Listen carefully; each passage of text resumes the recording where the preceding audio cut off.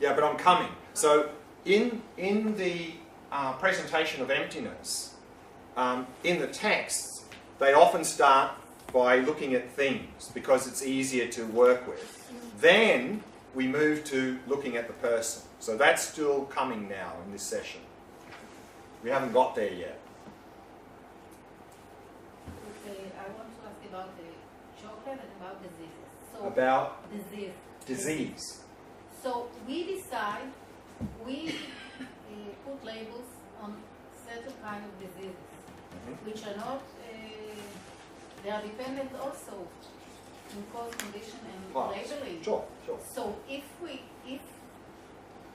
maybe the science start to connect with this thing, this emptiness now, because we can think about other medicines, other treatments, if it's not what we think.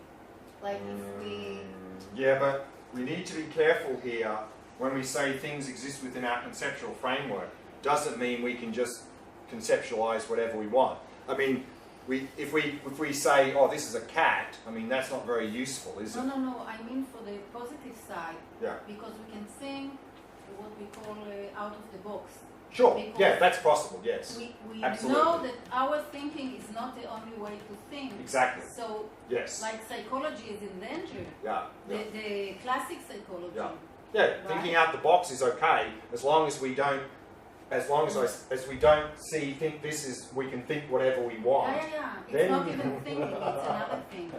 And the other thing is about chocolate. Yeah. It's not the chocolate that is so tasty. Yeah, it's what we think or we feel or we sense. Well, we're not attached to the chocolate. We're attached to the sensation of chocolate. Okay, so an infant, a child, a newborn, when you give him something sweet, he likes it. He's going. Yeah, right. How come he doesn't have?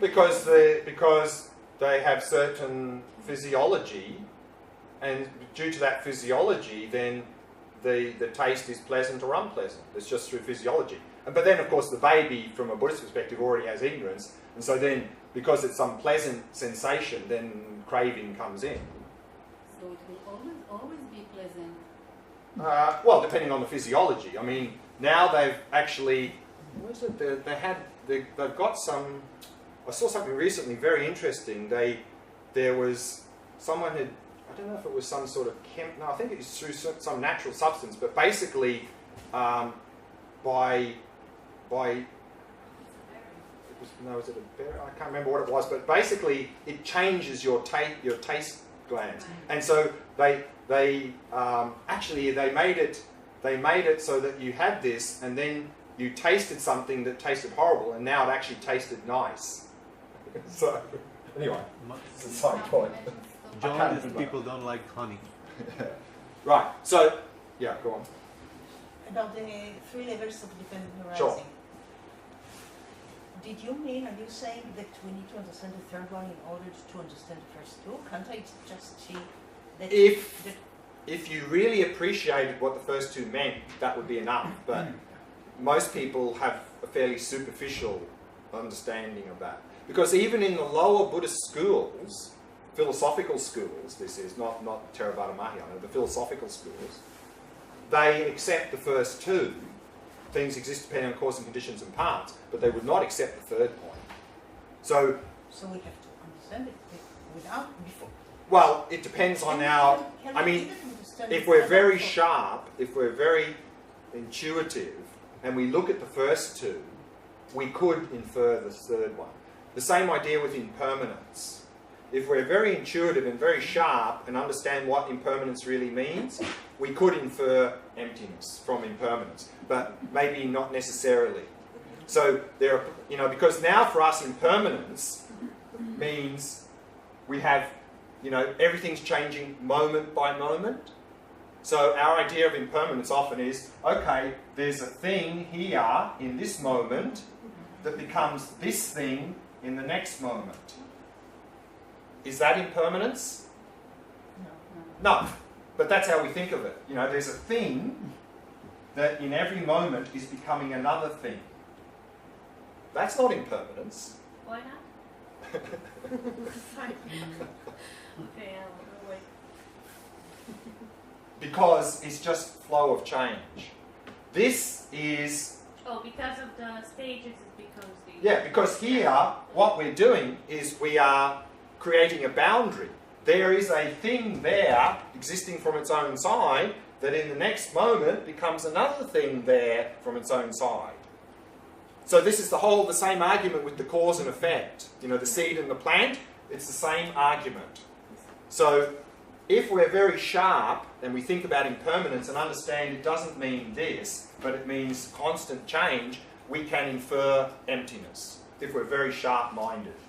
Anyway, I want to go on because we're running out of time. Now, one of the difficulties with when we approach this emptiness is that now we're stuck in what's called the two extremes.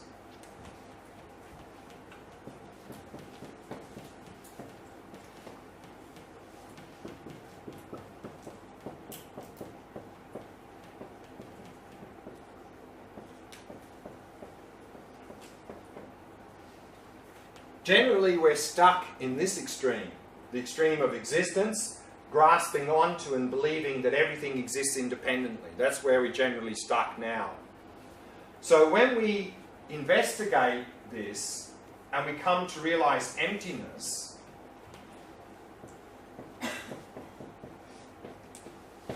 this is undermining this.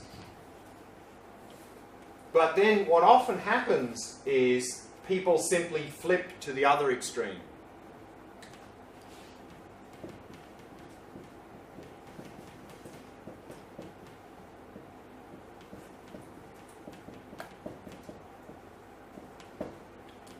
The extreme of non-existence or nihilism.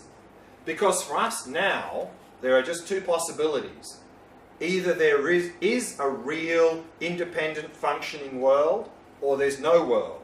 Because we've never seen any other world than this apparent, independent, functioning world. So when we start to undermine this apparent, independent, functioning world, we often just flip to the other extreme of nihilism. So to help us overcome that, we are to reflect on dependent arising.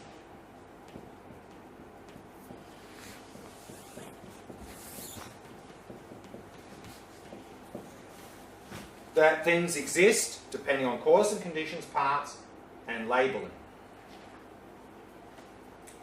And it's very easy to flip to this extreme of nihilism, to misinterpret emptiness.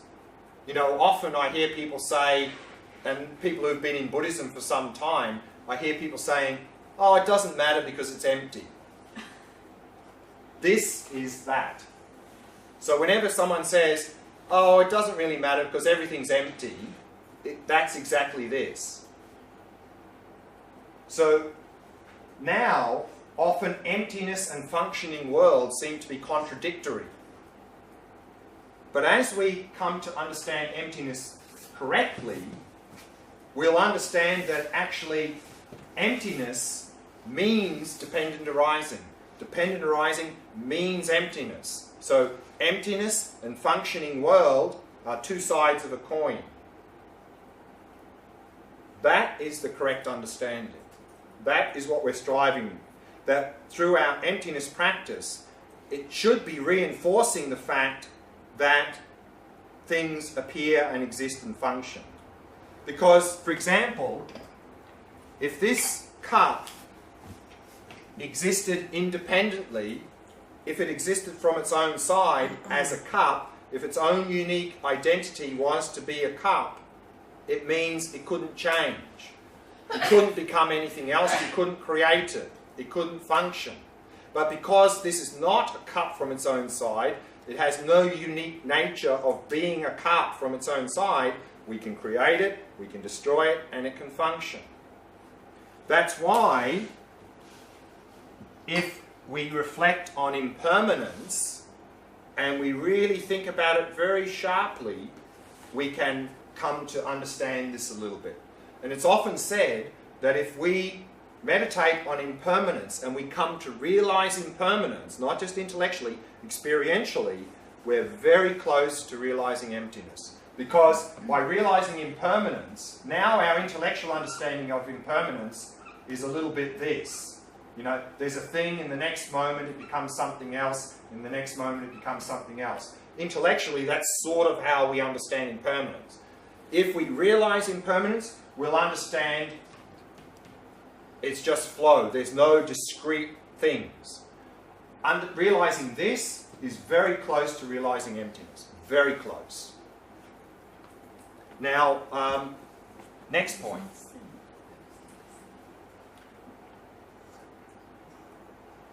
When we, as I said before, when we look out on the world, to make sense, we have to draw lines and give names. We need to do that. That's fine. Again, the problem is we don't realize that's what we're doing. We believe that the world is already divided up into many separate, discrete things. So our lines become boundaries. In most of our experiences, the very first line we draw is we draw a line around here. And we conceptually isolate the experiencer because there's single experience. In single experience, there's two aspects, experiencer and experienced. And we need to conceptually distinguish those two elements. Otherwise, no sense, no meaning. And I think a newborn baby can't even do that. They have to learn to do that. So we draw the line, we give the label, me, experiencer, subject, whatever label. So again, no problem, we have to do that. But again, the problem is we don't realize that's what we're doing. We turn this line into a boundary. We believe that there's already an independent me here to begin with. But this is completely illogical. And to highlight that, there's a good example. Is this big? Is it big? Depends if you... So you can't have big on its own. No? You can't have big and small. So big does not exist from its own side, small does not exist from its own side. Okay? You can only have them interdependent, big and small. Likewise, you can only have up with down, in with out. Like that, you can only have me if there's not me. The not me can be you, the world. It can be subject, object, experiencer, experienced. You can't have me without not me, the world, you, whatever label we apply. But we believe there is an independent me here. We grasp onto that. That grasping onto independent me is exactly like saying this is big. It does not make any sense whatsoever. It's illogical. We are completely out of sync with reality. And of course, we contract around the me part of the experience, and we make this line into a boundary, and we see ourselves as separate and independent of the world of experience. And then, of course, when we have pleasant and unpleasant things, we attachment, aversion, big mess. And very often in our experiences, this self-grasping, this grasping onto independent me is very strong. Because often in our behaviour, we have the perspective of me going there, me saying this, me doing that. It's always focusing on me, with this contraction, with this self-grasping. So we often have quite strong self-grasping, which means we are completely out of sync with reality. We are seeing ourselves contradictory to the interdependent nature of reality. So we're out of sync with reality. We are fighting against reality. And if we fight against reality, we suffer and lose, and the people around us suffer and lose. Sometimes in our behaviour, self-grasping is not as strong. Sometimes, for example, we are more focused on the activity rather than the me who's doing the activity. And this often happens, for example, when we're absorbed in watching a good program on TV. We're absorbed in reading a good book. We're absorbed in fixing a problem at work.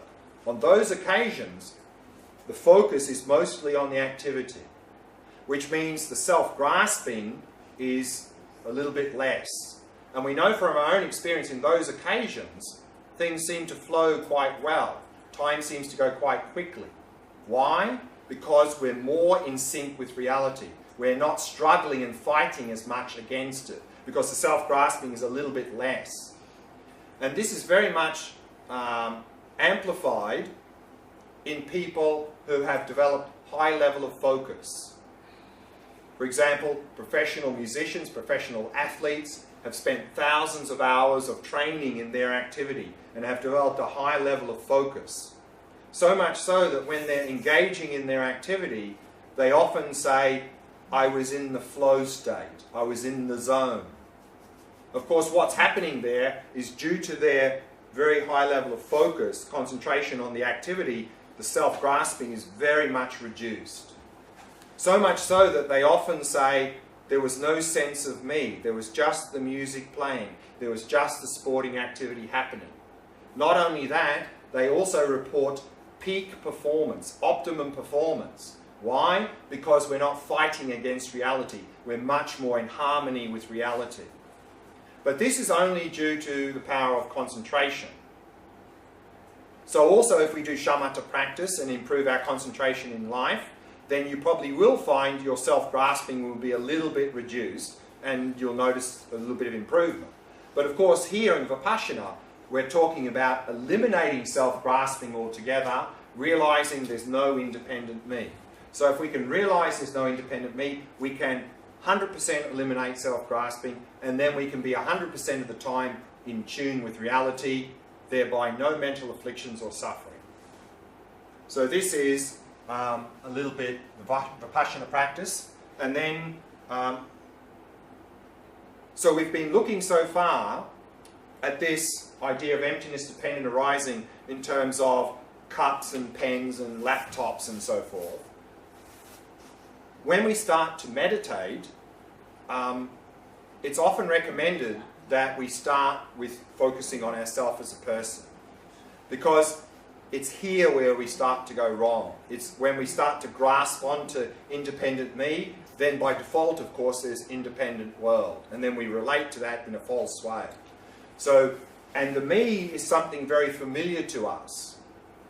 So it's often recommended to start by focusing on me as a person, and that's what we did in the meditation earlier this morning.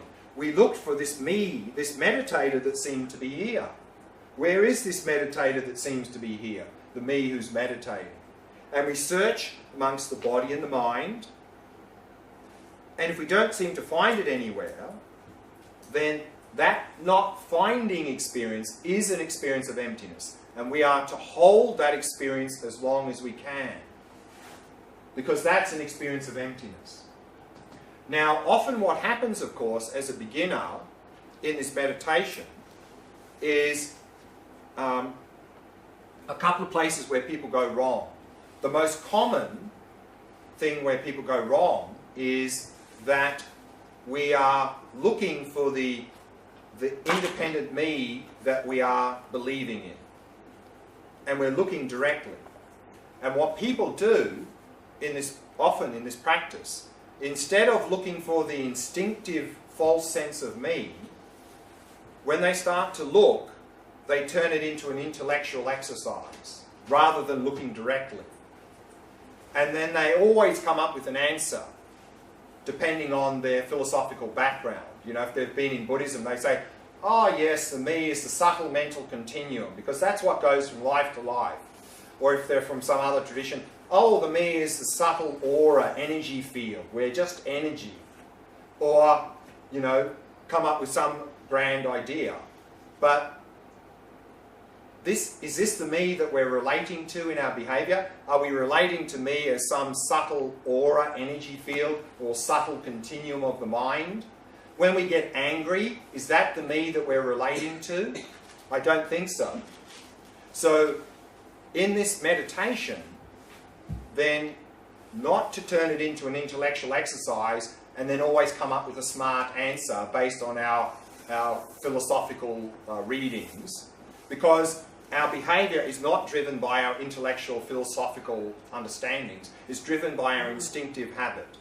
And our instinctive habit is to grasp onto this independent me. That's the me we need to look for. And if we don't find that me anywhere here, that not finding means there's no independent findable me. We hold that experience as long as we can. That's realization of emptiness. Then, if there's no findable independent me, how do we exist? Exactly the same as the things we've already been looking at, the pens and cups and laptops. Person exists depending on causes and conditions. Person exists depending on the parts, particularly here, the parts being the body and the mind. So again, like the pen is not the collection of the parts. The pen is labelled depending on the collection of parts. Likewise, the person is not the body and the mind. The person is labelled depending on the body and the mind. Big difference. And the pen, of course, then is the person existing within the conceptual framework as something labelled depending on the body and the mind, which means it's a dependent me, a me that's not findable in the basis. And then people ask, but what goes from life to life? There must be something that goes from life to life.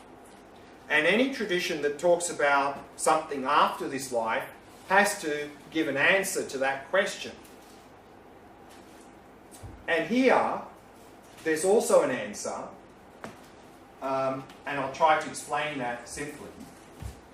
But actually, the question is flawed. The question is flawed, what's the word, another word for flawed? Yeah. It's a little bit like what we just looked at here, the idea of impermanence. Yeah?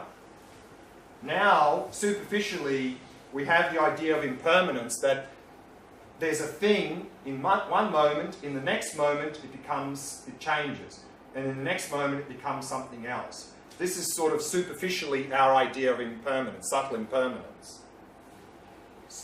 So we have the idea that there's a thing that is going through time and changing. But is this impermanence? Is this really what's going on? Is there a thing that is changing in every moment? No. There's just flow of change. And in this flow of change, it's useful for us to make concepts like pens and cups and laptops to understand this flow. And that's fine. But then if we grasp onto those things that we've created and see them as discrete, stable things that are somehow going through time, then we're mistaken. Superficially, it seems as if this pen is moving through time, that there is some entity, some thing here that moves through time. But is that really what's going on here? Is there anything that goes through time? Or is there just constant change over time? There's just constant change. And to understand that, we give that label of pen. But there's no stable, static pen that is going through time.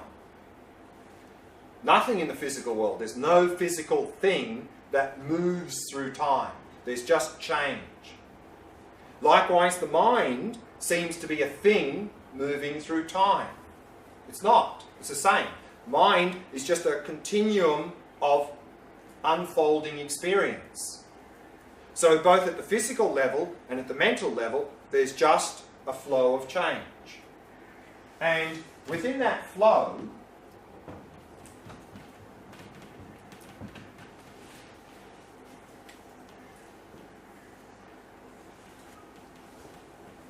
we have the body and the mind. And let's say this is our life. So the me that exists right now, let's say this is now, the me, the person who exists right now, is a me that is labelled on the body that is existing now and the mind that is existing now. That's the me that exists now. A me merely labelled on the basis of the body that is existing and the mind that is existing. So, like there's no body that moves through time, there's no mind that moves through time, there's just flow of change. Likewise, there's no me that moves through time. It just means at every point there's a flow, and in that flow we can label me in that flow. So the question of what goes from life to life, inbuilt in the question, has the idea that there's a thing which is going from this life to the next, which is a little bit misleading. But what we can say is that at the end of this life, then the continuum of the mind continues. This physical body, of course, shuts down. And we didn't go through this, we didn't have time, but the death process is that as we go through the death process, the first few stages, our mind, our coarse mind is still active because our coarse body is still active. It's slowly shutting down. So that goes through what's called 4 stages.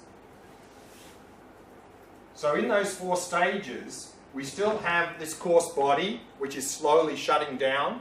So the coarse mind is still there, slowly shutting down. At the end of those 4 stages, this coarse body stops, heartbeat stops, brain activity stops.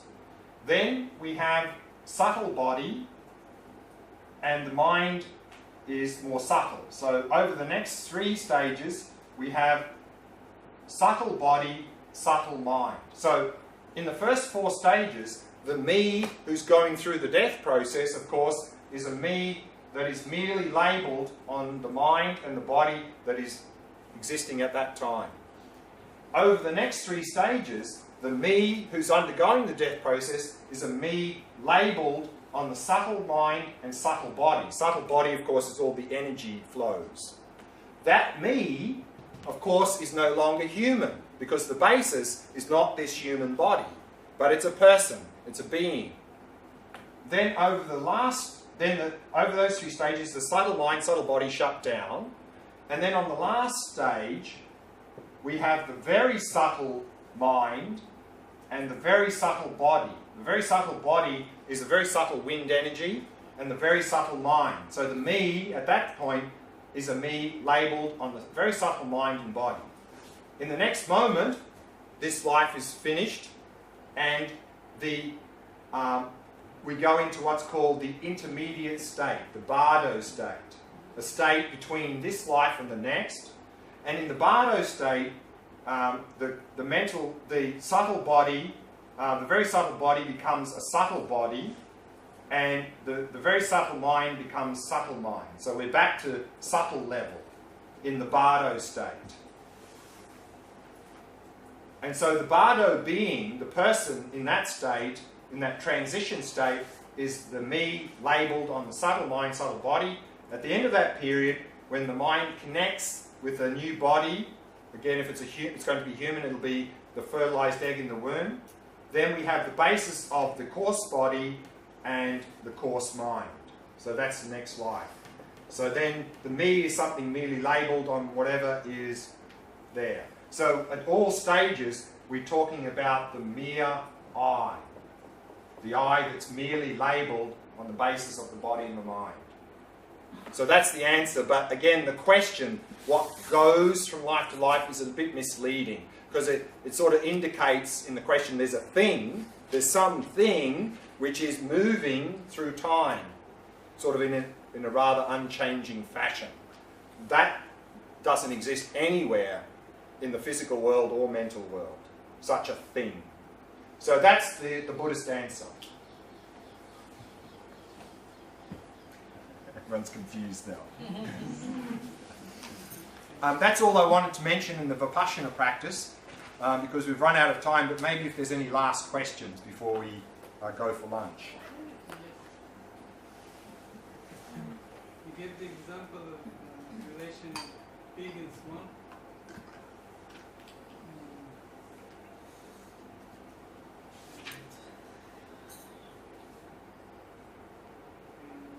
If there is me, we got something out of us to relate to. Sorry? If there is me, I suppose there is me. Yeah. I got this outside world to relate on, so there is big and small. Right. So what's the question? So there is big and small. How? But those big and small are only existing interdependently. There's no big existing independently. Nothing exists independently, including the me. You can't have an independent me, because me can only exist relative to not me. You can only have subject with object. You can only have experiencer with experienced. So you got me, and you got the outside world. Correct. That's okay. Okay. Yeah. So Buddhism's not saying there's no me and no world. We're just asking, how do I exist and how does the world exist? And the answer given here is that it's a dependent me and a dependent world. That's it. So we're not saying there's no me and no world, no big and no small. Of course they exist. The question is, how do they exist? That's what we're trying to work out here. What are the conditions to understand emptiness?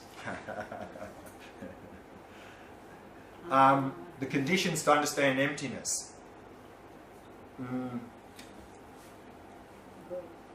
You mean understand or come to somehow Come to realize? Yeah. I mean, understanding intellectually, I think more and more in our modern society it's becoming easier to understand. Understanding, you know, like climate change, all of these things, we can understand how everything is interdependent. And so by reflecting on the fact that everything's interdependent can really more easily lead us to understand that nothing exists independently. So intellectually appreciating the idea of emptiness, I think, is becoming easier in our modern world because of things like this. How to bring that into experience. We saw 3 higher trainings, so ethics, concentration, wisdom. So of course, if we're not adopting some sort of ethical lifestyle, our mind is probably quite agitated by all the harmful things we're doing, and also then we're probably receiving a lot of harm from outside. So that's not going to be a very good basis. So if we adopt ethical lifestyle, that's the basis.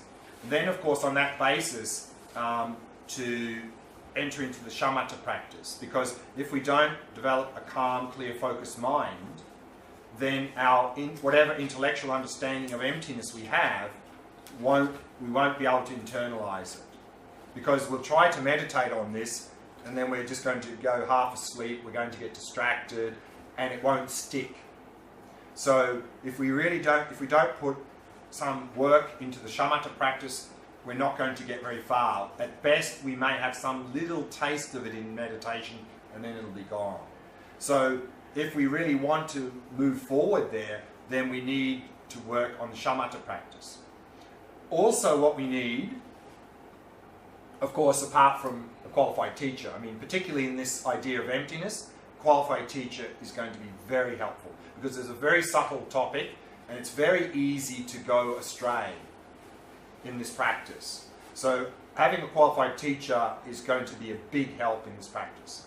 The other thing that's going to be a big help is, I think I briefly mentioned maybe before, is that often, particularly in Mahayana, we talk about the 2 wings of practice, like the 2 wings of a bird, wisdom and compassion. And wisdom here, of course, is this vipassana, emptiness. So we need to work on the compassion wing as well.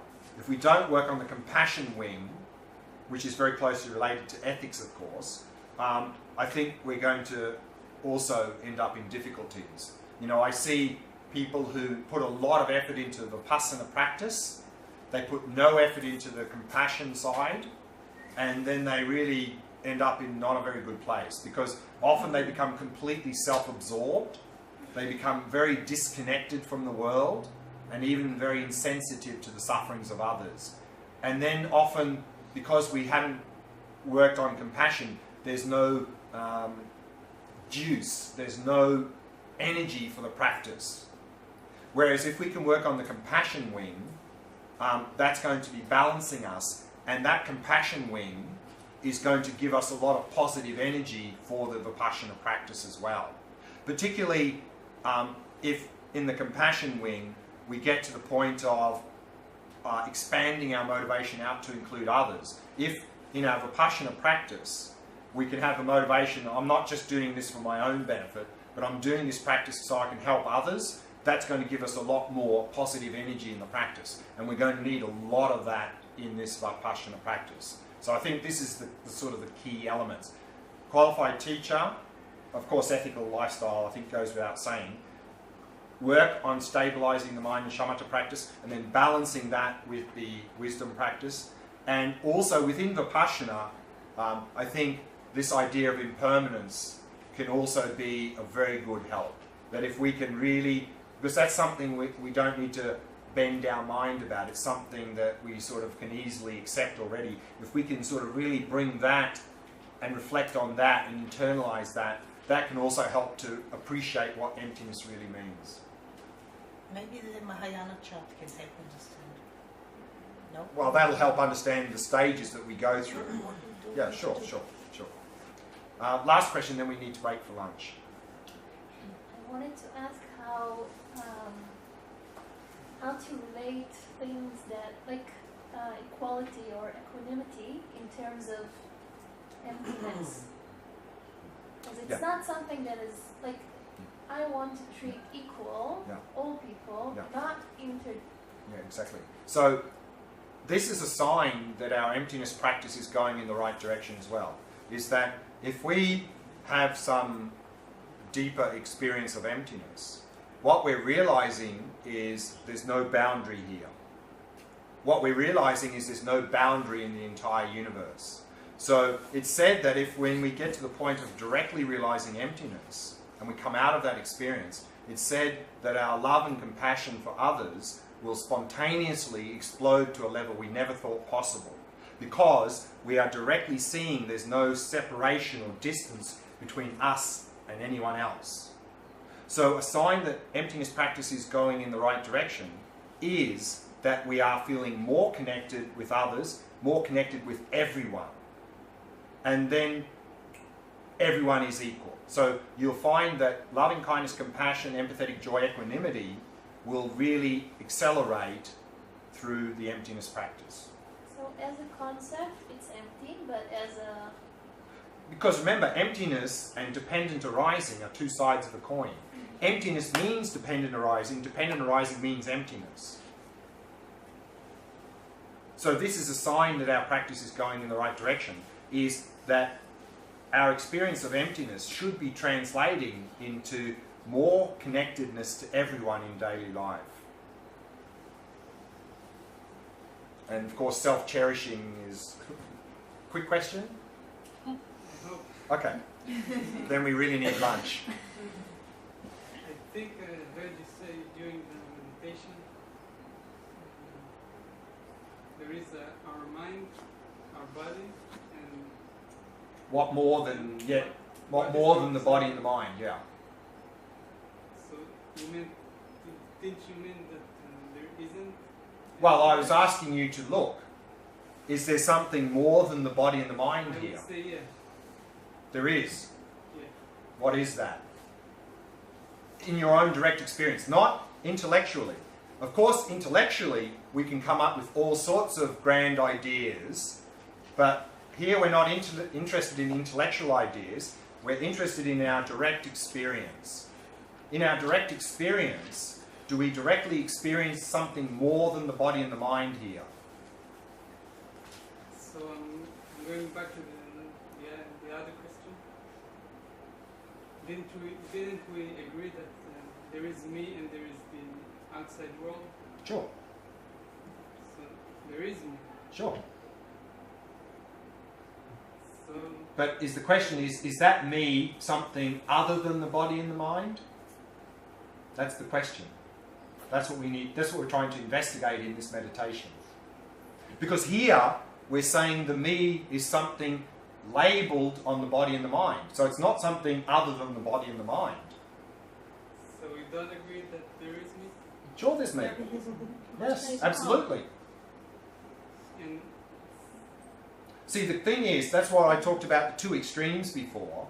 For us now, for something to exist, it must be findable. We must be able to point to it and say, there it is. That's what we demand now for something to exist. Yes? But what we're saying here is that nothing is findable and everything exists. Because everything's a dependent arising. Nothing exists independently. So this is what we're trying to investigate in that meditation. So there is a me. Is that me findable? No. Why? Because it's a dependent phenomenon. It's a dependent on the body and the mind. It's not something other than the body and the mind. But it exists. yeah, but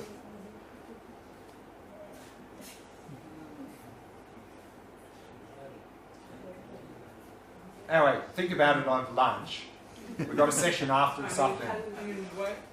Yeah, think about it. Lunch, I think today we're starting at 1:30. 1:30. So- Yeah, go on. If you could please, it's a 12:15 now, not 12. Is it enough time to have lunch until 1:30? Yeah. Okay. So let's meet at 1:30 in the Moadon.